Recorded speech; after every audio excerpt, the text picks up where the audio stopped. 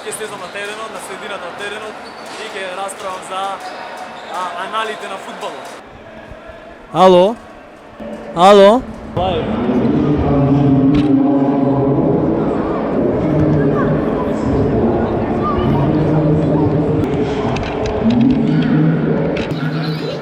Ево сум, добар ден, драги гледачи. Сите очи се вперени во нас. Инаку денеска е празнично во салата Билјанин Извори, каде што се игра финалниот меч од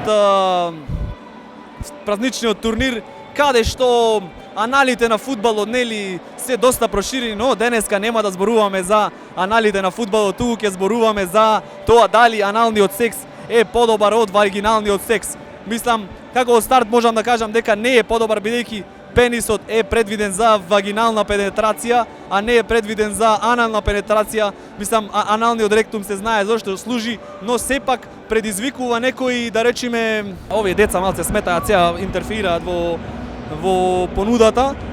Ќе ме убија, море!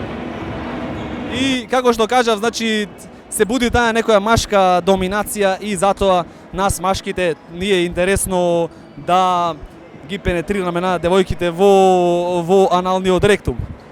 Инаку, тука сум, сега ме сликаат моментално, да, сега сум сликан и како што кажав, ќе продолжам со видеото, значи аналното злоупотребување на, мислам, аналната пенетрација е строго забранета во христијанскиот свет, но најмногу сакаат да се пенетрираат христијанките многу повеќе од другите, да речеме, атеистки девојки. Мислам, особено тие што живеат покрај црквите, нели, да не навлегуваме во оваа тема. Моабетот ми беше вагиналниот секс сепак го победува аналниот секс. Сите луѓе го кузнаат што зборови овој. Сигурно ќе го гледаат видеот после. И тоа беше све, другарчина, значи сите гласаме за вагинална пенетрација пред анална пенетрација. А аналите на фудбалот сега ќе се вратат со почеток на второто полувреме, каде што одиме лайв и коментираме од таму горе. И сега доста беше зборување, значи тудуду, другарчина.